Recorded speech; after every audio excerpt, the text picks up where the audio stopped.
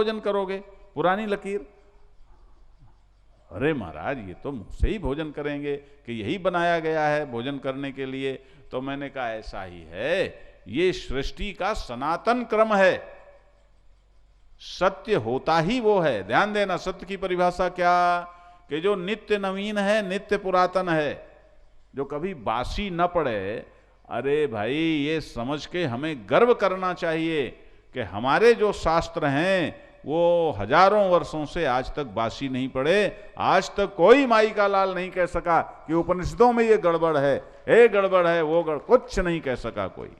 कोई काल की सीमा नहीं है। इसका गर्व तो करते नहीं हो और कहते हो नहीं नहीं, कुछ नया होना चाहिए, कुछ मौलिक होना चाहिए। आप कुछ अपनी मौलिक बात बताओ। अरे मौलिक का मतलब निर्मूल, जिसकी कोई जड़ नहीं।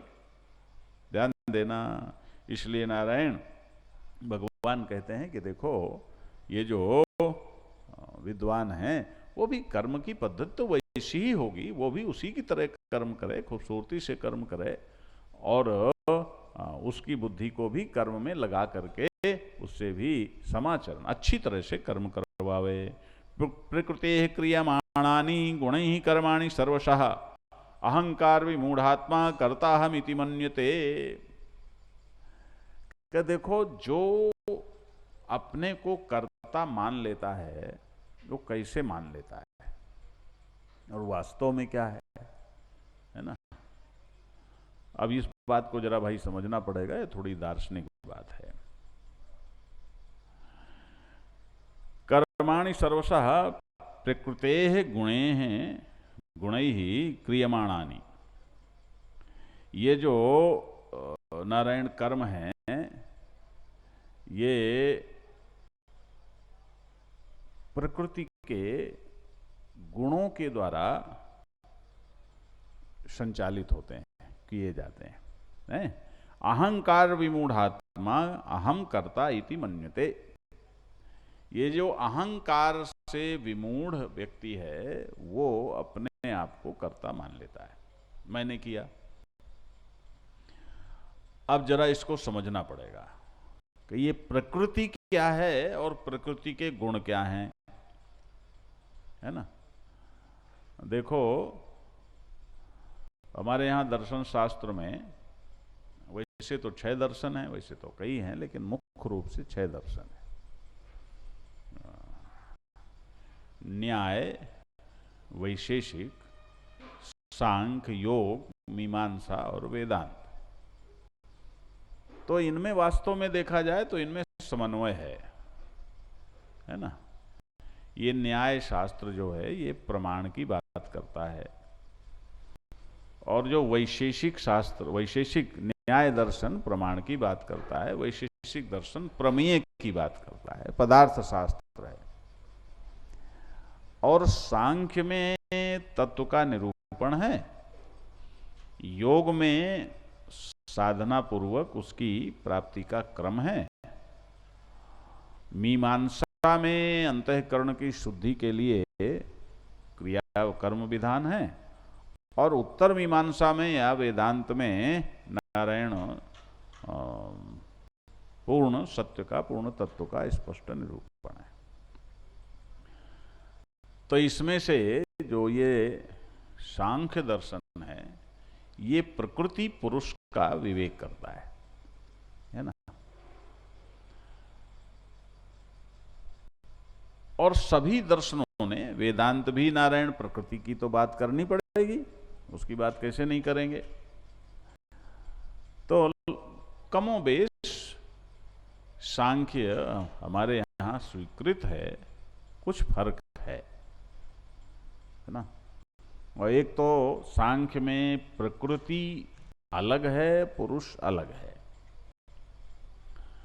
सांख्य की जो प्रकृति है वो निष्पत्तिका है ना? वो अकेली है, वो अपने आप में जस की तस है। और जो गीता की प्रकृति है, आगे आवेगा, ये आप आगे सुनोगे कि ये भगवान की घरवाली है। ध्यान देना, भगवान कहते हैं कि अहम बीजः प्रदः पिता, मैं पिता हूं और ये प्रकृति माता है। अब देखो, बिना पिता के, हमारे गुरुदेव कहते थे कि बिना पिता के यदि माता ने बच्चे पैदा कर दिए तो माता तो जरा है बड़ी चालाक हुई ना, गड़बड़ हुई ना। अगर वो खसम तो है नहीं, बच्चे पैदा हो गए। तो ये सांग की प्रकृति ऐसा ही है महाराज, वो अपने आप ही पैदा कर लेती है सबको। लेकिन ये जो गीता की प्रकृति है ये भगवान के अधीन है। और देखो, आयुर्वेद के दार्शनिकों ने भी यही माना है कि चेतन और प्रकृति ये दोनों पर्याय हैं। और सांख्य ये मानता है कि पुरुष का प्रभाव पड़ने पर उसमें विक्षोभ होता है, और ये जो प्रकृति त्रिगुणात्मक है, सत्वगुण है, रजोगुण है, तमोगुण है, इन तीनों गुणों में नारायण एक साम्यावस्था रहती है। और जब पुरुष का प्रभाव पड़ता है तो ये साम्यावस्था बाधित होती है, और फिर प्रकृति से महातत्व से अहंकार, और अहंकार से नारायण पंच तन्मात्राएं, पंच महाभूत, ज्ञानेन्द्रियां, कर्मेंद्रियां, ये सारा तंत्र निर्मित हो जाता है। और ये बड़ा स्पष्ट भी है, ध्यान देना। स्पष्ट ऐसे है कि ये जो सांख्य है ना, ये अनुमान प्रमाण पर विशेष आधारित है। इसीलिए हमारे वेदांत ग्रंथों में सांख्य के लिए अनुमान शब्द का प्रयोग है, खासतौर से ब्रह्म सूत्र के भाष्य में। तो नारायण, ये आप जब सोते हो ना, सोए हो, तो समझ लो प्रकृति है। और ज्यों ही जगते हो तो सबसे पहले क्या जगती है? बोलो। सबसे पहले तुम्हारी बुद्धि जगती है, महातत्व हो गया। और फिर बुद्धि जगी, और उसके बाद नारायण एकदम तुम्हारे अंदर मैंपना, अपना अनुभव करते हो कि मैं जग गया, अहंकार जगा। और फिर पंच तन्मात्राएं, माने शब्द, स्पर्श, रूप, रस, गंध। इसी को हमारे वेदांत में भूत सूक्ष्म बोलते हैं। सिर्फ शब्दों का अंतर है, बाकी वही है। तो ये जगह, और फिर धीरे धीरे ज्ञानेन्द्रियां, कर्मेंद्रियां ये एक्शन में आई, तुम उठकर खड़े हो गए। तो ये अनुमान तुम लगा सकते हो, तुम स्वयं भी। अनुमान का मतलब कार्य से कारण तक पहुंच जाना, या कारण से कार्य तक पहुंच जाना, है ना।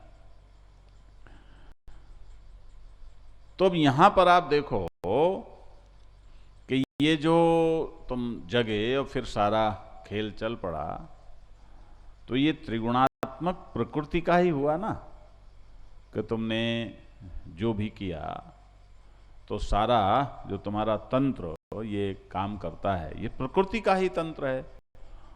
और प्रकृति त्रिगुणात्मक है। तुम्हारे अंदर जो जड़ वस्तुएं हैं तुम्हारे शरीर में, तुम्हारे व्यक्तित्व में, ये हड्डी मांस आदि, ये तो नारायण तमोगुण से निर्मित हैं। और जो तुम्हारे अंदर क्रियाशीलता है वो रजोगुण से, और जो तुम्हारे अंदर सोचना समझना, बुद्धि का प्रकाश है, ये सब है, ये सब सत्वगुण से। तो इस प्रकार से, अब मैं संक्षेप में ही थोड़ा संकेत करता हूं, क्योंकि सांख्य की क्लास तो नहीं लेनी ना। तो इस प्रकार से तुम्हारे जो जीवन व्यवहार हैं, कि तुमने पहले किसी विषय को इंद्रियों ने विषय करण सुर जीव समेता, सकल एक ते एक सचेता, सबकर परम प्रकाशक जोई, राम अनादि अवधपति सोई। देखो, ये जो रामायण है ना, तुलसी भी वेदांत की ही प्रकृति मानते हैं वे, और वेदांत का ही पुरुष मानते हैं कि विषय कि मान लो कोई चीज है, कोई विषय है कि ये विषय है, कि करण, करण माने इंद्रिय, बाह्य करण और अंतःकरण। तो बाहर इसको आंख ने देखा और अंतःकरण में मन बुद्धि ने इसको आंख को प्रकाशित किया और फिर इसको सूर्य के प्रकाश से हमने जान लिया। तो ये विषय करण सुर जीव समेता सकल एक ते एक सचेता। कई इस विषय को आंख ने प्रकाशित किया, आंख को मन ने, मन को बुद्धि ने, बुद्धि को साक्षी ने, इस प्रकार से। और बीच में ये सूर्य, सूर्य का प्रकाश है या ये प्रकाश है जिसके कारण आंख ने देखा। तो ये सारा जो तंत्र है, एक के द्वारा एक को चेतना मिली और सबकर परम प्रकाशक जोई रामानादि ओतपति सोई, कि सबका जो अंतिम स्वयं प्रकाश प्रकाशक है वो राम है ना, वो पुरुष है या वो परमात्मा है या वो आत्मा है या वो ब्रह्म है, कुछ भी कहो। तो इस प्रकार का क्रम है। अब इसमें देखो वास्तव में जो कर्म होता है वो किसके द्वारा होता है, वो कैसे होता है। ये जो मैंने तुम्हें बताया ये तो हुआ प्रकृति का क्रम, ठीक है, प्रकृति का कुंभा हुआ। अब इसी सांख्य का ही परिपूरक दूसरा जो योग दर्शन है उसमें नारायण अविद्या के कुंभे की बात है कि अविद्या का कुंभा कैसा है कि उसमें अविद्या है, फिर अस्मिता है, फिर राग है, फिर द्वेष है, फिर अभिनिवेश है। ध्यान देना कि आपको अपनी आत्मा का ज्ञान से चूक गए तो आत्मा के ज्ञान से चूकते ही उस अविद्या के कारण ही तुम्हारे अंदर शरीर में मैंपना आ गया। ध्यान देना, ध्यान देना, क्योंकि आत्मा ही अहमर्थ है। अहम या मैं का जो वाचक है वास्तव में वह आत्मा ही है। मैंने एक दिन थोड़ा संकेत किया था, मैं या अहम या आई ये सर्वनाम है और मैं कहने के लिए आपको अस्तित्व की और चैतन्य की जरूरत पड़ती है और वो सब में एक है, उसके बिना तो मैं बोल नहीं सकते। तो वास्तव में मैं शब्द का जो प्रयोग है वो आत्मा के लिए ही होता है और उस आत्मा के लिए होता है जो सब में एक है, तभी तो वो सर्वनाम होगी ना। हमारे यहां भाषा में, दर्शन में, सत्य में, धर्म में, अनुभव में, आपस में कहीं भेद नहीं है, कहीं विरोधाभास नहीं है। ध्यान देना। तो यदि हिंदी में सर्वनाम शब्द का प्रयोग है तो वास्तव में फिर वह मैं यदि सर्वनाम है तो वो उसी की व्याख्या करता है, उसी की ओर संकेत करता है, उसी के लिए है, उसी का नाम है जो सब में एक है। और सब में एक तुम्हारा होना पना जानना पना है, आत्मा है। ध्यान देना। तो मैं तो है ही, लेकिन तुम व्यवहार में भी मैं करके किसका परिचय देते हो? अपने शरीर का। आत्मा का परिचय कौन देता है? मैं आत्मा का वाचक है। बोलो शिवोहम। अब शिवोहम बोल देते हो, लेकिन फिर भी यह आत्मा शिव स्वरूप है, मैं शिव स्वरूप हूं, ऐसा सहज बोध कितना रहता है? अब शिवोहम तो सभी बोलोगे ना, तो केवल जो बोलता है शिवोहम वही थोड़े शिव स्वरूप है?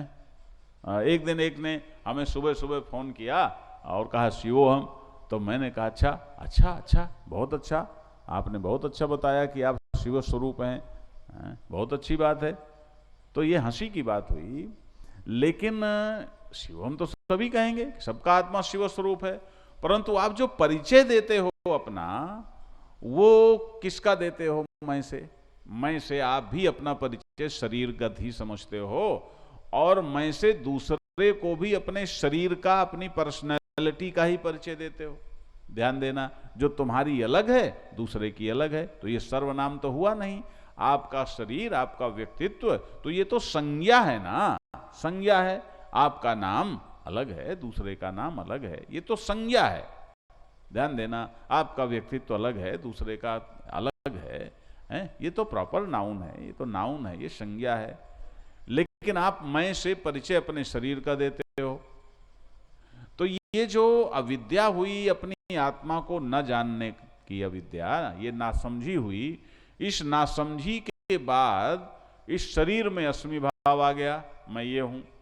अब इस अस्मि भाव के बाद नारायण इस शरीर को, अस्मि भाव जब शरीर में आएगा तो शरीर की तो सीमा है, शरीर तो घिरा हुआ है, शरीर तो कतरा है, तो फिर तुम्हें अपूर्णता लगेगी, तो फिर कुछ जरूरत होगी, तो जरूरत जो पूरी करे सो मीठा लगेगा, और जो उसमें बाधा बने सो कड़वा लगेगा, तो राग और द्वेष हो गया।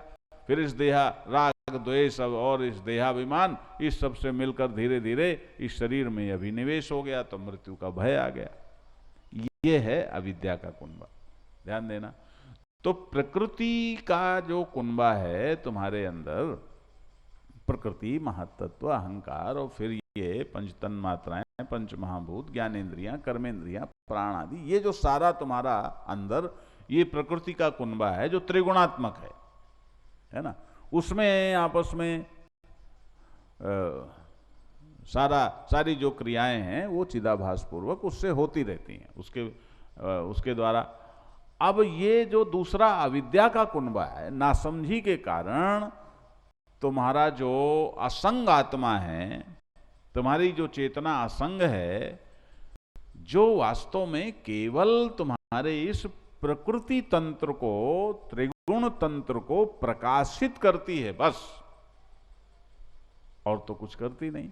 वो तुम्हारी असंग चेतना तो असंग ही है, वो तो कहीं चिपकती नहीं, लेकिन तुम उस अपनी आत्म चेतना से अपरिचित होकर के अपनी उस असंग चेतना को अपने अभिमान का, देहाभिमान का संग ऐसा दे देते हो कि फिर उसको भूल जाते हो, तो देहाभिमान को ही आत्मा मान लेते हो, देह को ही आत्मा मान बैठते हो।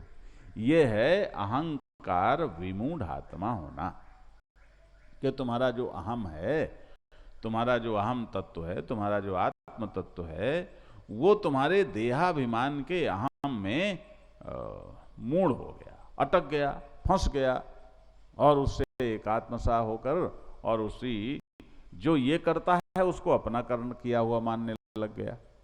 ये है अहंकार विमूढ़ आत्मा होना। अब जरा वैसे भी देखो, कल भी मैंने संकेत किया था, हम क्या करते हैं वास्तव में, बोलो हम क्या करते हैं? हमारे शरीर का तंत्र अपने आप चलता है, हमारे सारे काम अपने आप चलते हैं, खून अपने आप दौड़ता है, दिल अपने आप धड़कता है, हमारे हाथ में है क्या? हम जबरदस्ती कर्ता बन जाते हैं। सूरज चांद सितारे अपने आप अपनी गति करते हैं, तो चाहे बाहर हो, चाहे हमारे अंदर हो, चाहे यहां हो, चाहे वहां हो, सब जगह सारा खेल तो प्रकृति का चल रहा है, पुरुष के, परमात्मा के प्रकाश में चल रहा है। तो हम जबरदस्ती दाल भात ने मूसर चंद बनकर खड़े हो जाते हैं कि मैंने किया। ये जो हमारा कर्ता बन जाना है, ये निश्चित रूप से मूढ़ता है अहंकार की। अहंकार विमूढ़ात्मा, उसका आत्मा अहंकार से विमूढ़ हो गया, अहंकार में अटक गया, अहंकार में फंस गया, अपने स्वस्वरूप के अमृतत्व से चूक करके, और इस शरीर में देहात्म बुद्धि होना, यही है अहंकार विमूढ़ आत्मा। तो भगवान कहते हैं कि देखो, सच बात तो ये है कि ये सारे जो प्रकृति में जितने कर्म हो रहे हैं, वो सब के सब प्रकृति के द्वारा, उसके त्रिगुण तंत्र से अपने आप किए जा रहे हैं, हो रहे हैं। लेकिन ये जो जिसका आत्मा देहाभिमान में, अहंकार में विमूढ़ हो गया है, अटक गया है, उसे चिपक गया है, अपने स्वरूप को भूल गया है, अपने तत्व से वंचित हो गया है, इसी नासमझी से नारायण युक्त हो गया है, वो अपने आप को मान लेता है कि नहीं नहीं मैंने किया, मैं करता हूं, और मैं करता हूं तो फिर फंसो, फिर फंसो। और क्या इस कागज में हस्ताक्षर तो आपके हैं कि हाँ हाँ मेरे हैं, तो फिर फंसो। आपके हमने नहीं किए तो नहीं किए, तो हैं तो तुम्हारे, तो फंसो, फिर क्या है? तत्वित्व महाबाहो गुण कर्म विभागयो हो गुणागुणेषु वर्तन्ते इति मत्वा न सज्जते। कि वास्तव में जो हे महाबाहो, जो तत्व को जानने वाला है ना, वो जानता है गुण कर्म विभाग यो, जो गुण और कर्म का विभाग है। गुण विभाग अलग है, कर्म विभाग अलग है ना। ये जो त्रिगुणात्मक तंत्र आपको मैंने बताया, ये सब गुण विभाग है? और जो इसकी चेष्टाएं हैं वो कर्म विभाग है। तो ये अपना खेल चल रहा है। अब आप इसमें क्यों जबरदस्ती अपने को चिपका के परेशान होते हो? अरे हमारा तो दिमाग खराब हो गया, हमारा तो दिल बिगड़ गया, अरे हमें गुस्सा आ गया, अरे हमारे अंदर ये ऐसा हो गया, हम तो बहुत बुरे हैं। काहे भैया ऐसा सोचते हो? अरे ये तो त्रिगुणात्मक शरीर है, थोड़ा थोड़ा सब आवेगा, थोड़ी नींद भी आएगी, थोड़ी जमाई भी आएगी, सोना भी पड़ेगा, जगना भी पड़ेगा, थोड़ा काम भी करना पड़ेगा, थोड़ी शांति भी आएगी, कभी कभी गुस्सा भी आ जाएगा। तो ये सारी चीजें तो त्रिगुणात्मक हैं, तुम इनसे क्यों अपने को फंसा करके खामखा रोने लग जाते हो? ये शरीर का धर्म है, प्रकृति का धर्म है, इसको चलने दो। अरे हमें भूख लग गई, अरे भूख लग गई तो वो तो तुम्हारे शरीर का धर्म है। हमको प्यास लग गई, शरीर का धर्म है, तुम थोड़े लगाते हो। ध्यान देना, तुम तो नारायण इस तंत्र के प्रकाशक हो, तुम्हारे बिना इस तंत्र की ऐसी तैसी जो कुछ कर ले। जरा ध्यान देना, तुम इसको प्रकाशित करते हो तो ये करता है, और उसके बाद भी तुम असंग रहते हो। आत्मा में तीनों काल में शुभ या अशुभ इन दोनों का कोई असर नहीं पड़ता नारायण। उसी के प्रकाश में शुभ होता है, उसी के प्रकाश में अशुभ होता है, उसी के प्रकाश में स्वीकृति या उसी के प्रकाश में स्वीकृति, सब चलता है। ये सारा खेल तो प्रकृति का है। अब रात आ गई तो क्या छाती पीटोगे? रात आ गई तो आ गई, वो तो आनी ही है, सुबह भी आएगी। महाराज एक गांव में लोग अंधेरा बाहर फेंकते थे। जहां रात आवे तो सारा गांव लेकर के महाराज अब टोकनी और अंधेरे को भरें, ऐसे से करें, भरें और जा करके गांव के बाहर ऐसे फेंके आवें। और वो रात भर अंधेरा फेंकते थे भर भर के टोकनों में। और तो उस घर में एक बहू आई तो महाराज बहू पढ़ी लिखी थी, समझदार थी, सत्संगी थी। उसने कहा कि ये क्या करते हो? बोले चलो चलो तुम भी बहू, तुम भी जरा अपना ये धोती साड़ी हटाओ और जरा पंजाबी सूट पहनो और ये टोकनी ले और ये जरा फेंकना शुरू करो अंधेरा। तो अंधेरा फेंकेंगे तब जाके सुबेरा होगा। बहू ने सोचा कहाँ बेवकूफ़ों के बीच में पड़ गई, ये अंधेरा फेंकने को कहते हैं। उसने कहा आप चिंता मत करो, मैं तो अभी अंधेरे को मैं ऐसा मंत्र सीख करके आई हूँ अपने माँ बाप से कि अंधेरे को मैं अभी हटाती हूँ। कि अच्छा कैसे हटाओगी? कि देखो। और महाराज उसने चट एक कटोरा लिया, उसमें तेल भरा और उसमें रुई की बत्ती बनाई, डाली और किसी तरह उसमें आग लगा दी। और जल गया दिया जल गया। अरे देखो देखो उजियारा हो गया, सारा गांव आया। अरे देखो इनकी तो उजियारी बहू आई। अब उसका नाम ही उजियारी बहू पड़ गया और उस गांव में अंधेरा फेंकने की परंपरा हट गई और लोग घरों में दीपक जलाने लगे। ध्यान देना, ये जो दीपक है महाराज यही तो है सूर्य का सच्चा उत्तराधिकारी।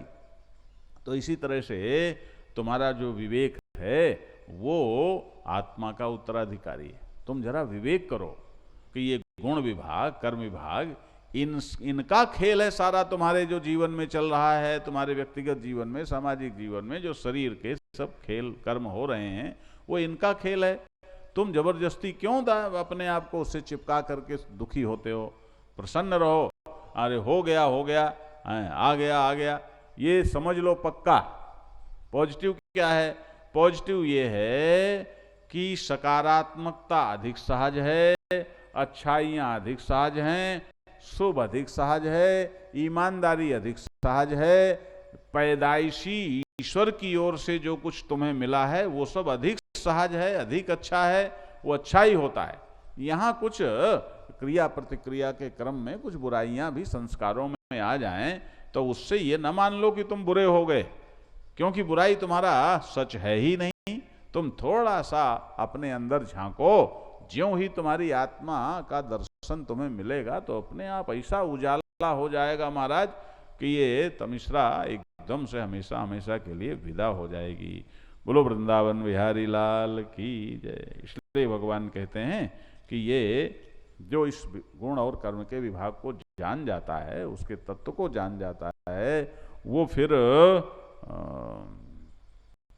कभी भी आसक्त नहीं होता, कहीं चिपकता नहीं है, ना अपने शरीर में आसक्त होता है और ना किसी और चीज में आसक्त होता है।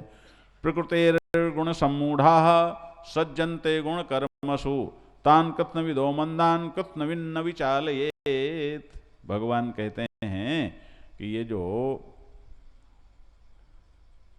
प्रकृते गुण सम्मूढ़ा, जो प्रकृति के गुणों से सम्मूढ़ है, सम्मूढ़ माने अच्छी तरह से मोहित हो गए हैं, मोहित हो गए। प्रकृति में जो चल रहा है, तमोगुण क्या है? आलस्य आवे, निद्रा आवे, प्रमाद आवे, तमोगुण है। अब महाराज आलसी बने बैठे, कुछ काम में मन ही नहीं लग रहा, मूड ही नहीं। ये जो डिप्रेशन में लोग होते हैं ना, इनका तमोगुण बहुत हावी हो जाता है। मूड है नहीं, कहते हैं हमारा मूड नहीं। ठीक है, ये मूड अजीब तमाशा बन गया। अब आजकल लोगों को मूड की बड़ी समस्या होती है, हमारा मूड खराब है?